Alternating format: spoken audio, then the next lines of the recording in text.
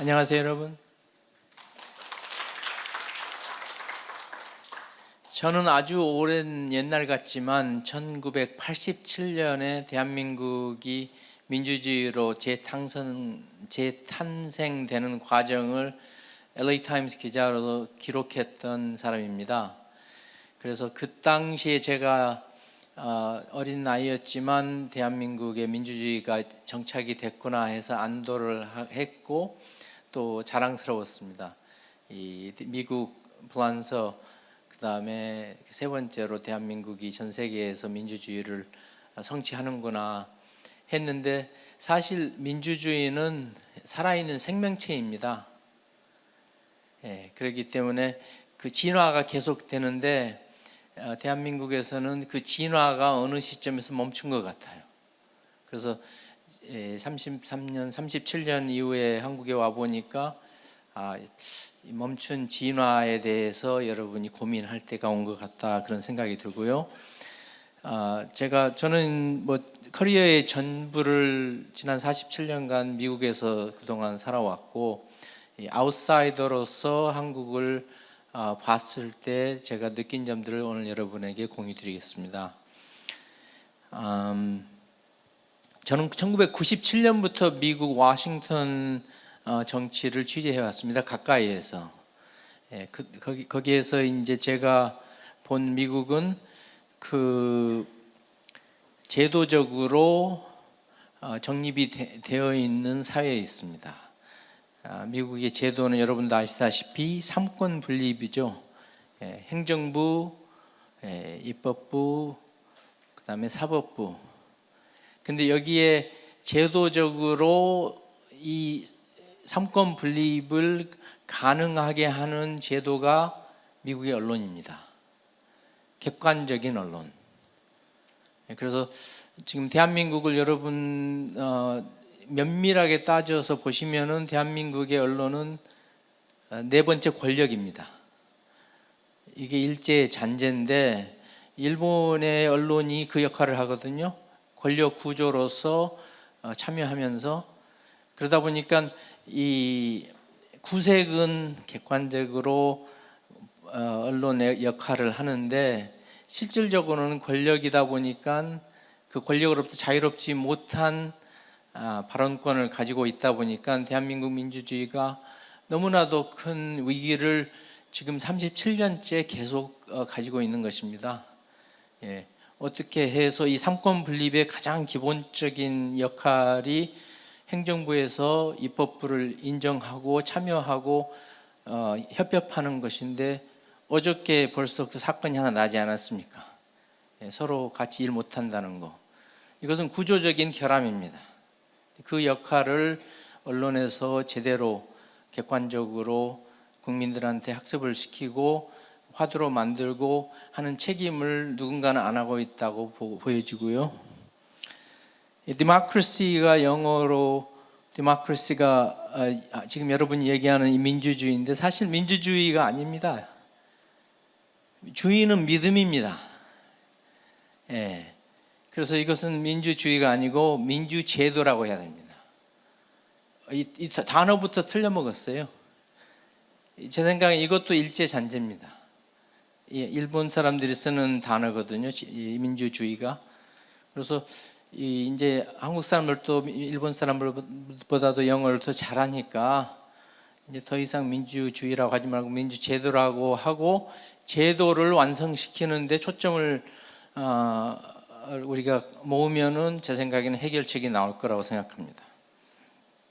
그래서 데모크라시는 이즘이 아니고 데모크라시, 제도고, 어떤 이념도 공존하고 논의할 수 있는 표현의 자유, 학문과 사상의 자유, 그 다수 의견에 따라가는 다수 결의 제도, 그 제도에만 충실하면은 이 대한민국의 민주제도는 꾸준히 진화할 수 있는 모든 구비 조건을 가지고 있습니다. 성숙한 교육이라고 문맹률 다 탈피했죠. 이 세상에서 가장 소통하기 쉬운 글자를 우리는 가지고 있죠. 컴퓨터 시대에 가장 적합한 한글이 있죠.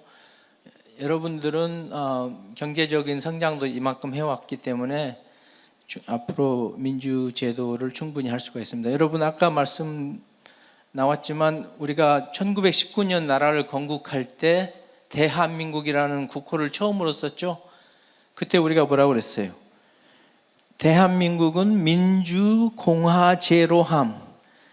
근데 그 말이 그때 영어를 제대로 번역한 것입니다.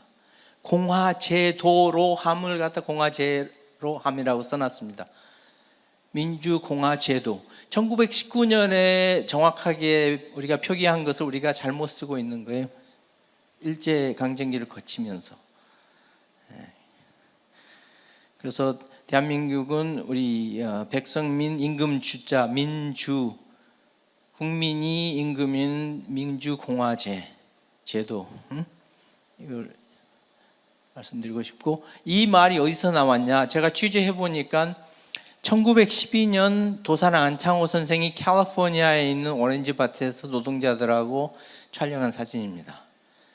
1902년에 도미하셔가지고 안창호 선생이 미국 민주 제도를 공부를 하신 거예요. 그래가지고 그 당시에 파차파 캠프라는 데서 저렇게 일하시면서 대한인 국민회를 만드셨습니다. 그 대한인 국민회는 일제강점기 때 미국 국무부로부터 미국에 있는 코리안 아메리칸들의 영사 업무를 맡아서 했습니다. 국가로서 인정받았어요. 국민회가 그 당시에.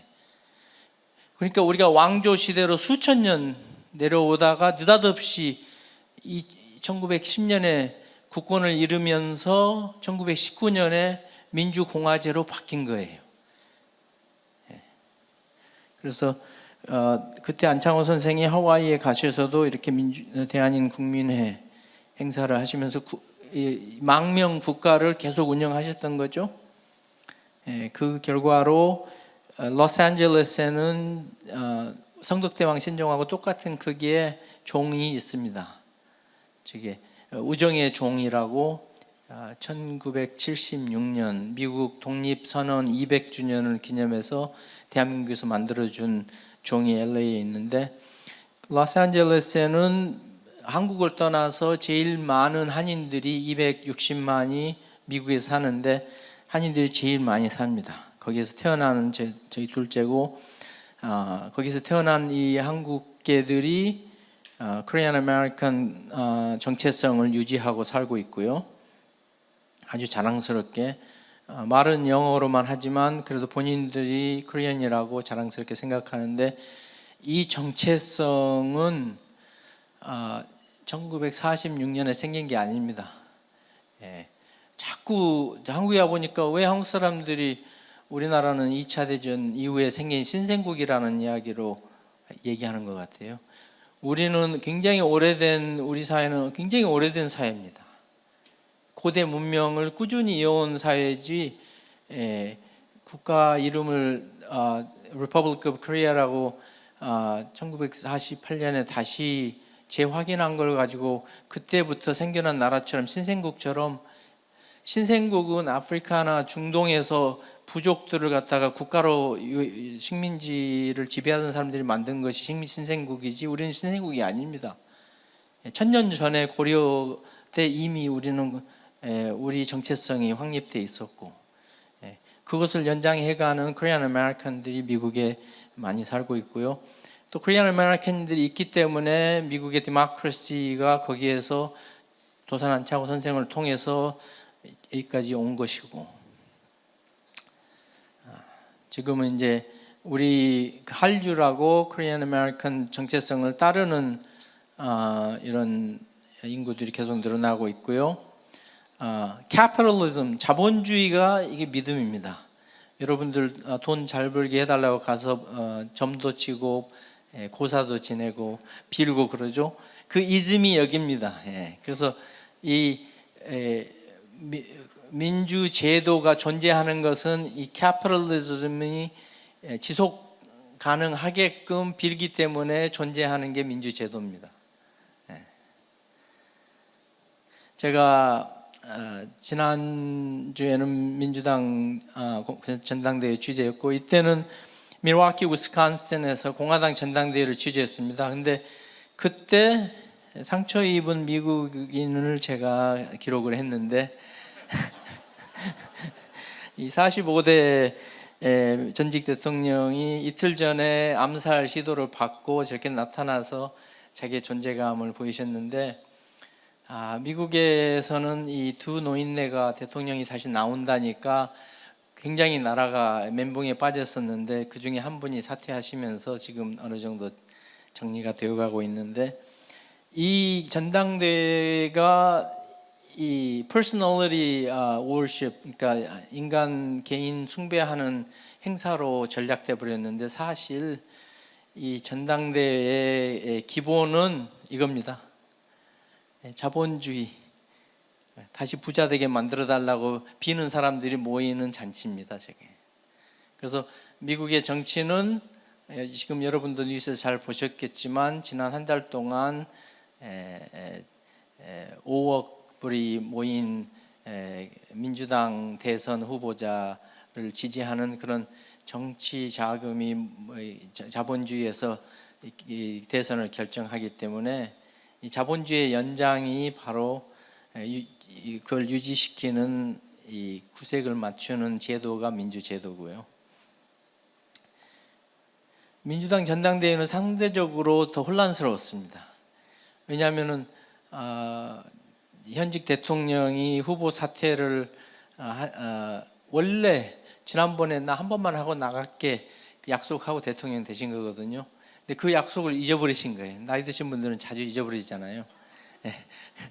그래서 그걸 잊어버린 걸 갖다가 옆에 사람들이 자꾸 좋은 결정을 하기를 바란다고 꾸준히 똑같은 말을 하다 보니까 이제 본인이 알아차리고 후보 사퇴하셨는데, 그래서 축제 분위기였습니다.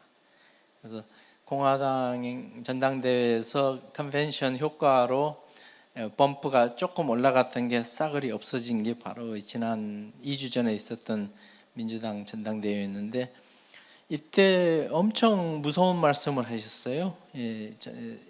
민주당 대통령 후보 현직 부통령께서 이 세상에서 가장 운 좋은 여성입니다. 지금 앞으로 2달 이틀 남았는데 2달 이틀 후에 아마 이 세상에서 여러분은 새로운 역사를 보시게 될 건데, 굉장히 무서운 말씀을 하시고, 미국 국방부의 lethal power, 그러니까 살상 능력을 자기가 보장하겠다고, 전쟁도 무섭지 않게 표현을 하셨고, 그러면서 또 여성으로서의 모습 하나도 부족함 없이 보여주셨는데, 또 중도층 또 서버번 화이트를 갖다가 끌어들이려는 전략으로 저런 풋볼 코치를 하셨던 부통령 후보를 영입하셨고, 아무튼 원래 미국의 부통령은 투명 인간이나 마찬가지입니다. 왜냐하면 대통령보다 눈에 띄면 안 되기 때문에 대통령이 심장이 딱 멈출 때만 유명해지시는 분인데,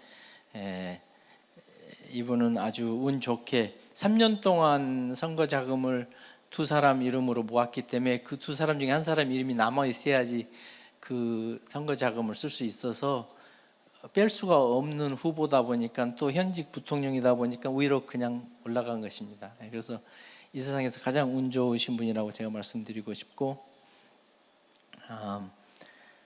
아무래도 지금 현재 미국에서 가장 정치력이 높으신 분은 이분입니다. 이번 전당대회에서도 가장 큰 박수를 받으셨고 연설도 가장 멋지게 했는데, 이보다 더 멋지게 연설하신 분은 이분의 부인. 그래서 미셸 오바마께서 아마 기회만 닿아준다면 엄청난 미래 정치 가능성이 있고, 이분이 와이프하고 이렇게 싸울 때 장모가 자기 편 들어줬다고까지 얘기하셨습니다. 영상이 아마 끊어진 것 같은데, 오바마 대통령은 미국 대통령으로 최초로 휴대폰을 소지하셨던 분입니다. 근데 그 휴대폰은 국가에서 주면서 예를 들어 이게 최첨단 휴대폰인데, 이 휴대폰 가지고는 사진도 못 찍고 음악도 못 듣고 문자도 못 보내고 전화 통화도 못 한다. 그러면서 자기한테 주더래요. 그래서 그걸 받아보고 3살짜리가 갖고 노는 장난감 전화기하고 뭐가 다른가 자기가 그렇게 물어봤다는 거예요. 그만큼 미국 대통령은 기계 근처 가는 것도 국가에서 제재받습니다. 함부로 문자 같은 거 못 보내시고 못 받고. 미셸 오바마는 휴대폰을 3개 갖고 일한다고 그럽니다. 그분은 활동적이니까. 아까 말씀드렸듯이 우리 역사는 1000년 전부터 이렇게 지배층을 뭐라고 그러죠? 견제하는 웃음거리로 만드는 그런 전통이 있었는데요. 이 1000년 전의 이 정체성을 저는 포토저널리즘은 눈으로 보이는 걸 기록하는 거거든요. 제가 보니까 아직도 그 똑같은 코가 한국 땅에는 있더라고요. 1000년 전의 코가. 그래서 여러분한테 제가 말씀드리고 싶은 것은 우리는 one of the most ancient civilizations, 동아시아의 초대 문명이고 우리가 지속적으로 유지해온 초대 문명이고, 그다음에 우리 제도를 완성시키는 책임은 자본, 회사 자본도 자본입니다. 그다음에 권력, 정치 권력, 그다음에 이 권력에는 또 민원도 들어 있습니다. 그것도 자유롭고 자체 검열, 하도 검열을 받다 보니까 독재 정부부터 자체 검열하는 언론 구조가 존재합니다. 그로부터 자유로운 객관적인 언론이 한국에 있으면은 제 생각에는 우리 민주 제도가 더 완성된 단계로 갈 수 있을 거라 생각됩니다. 감사합니다, 여러분.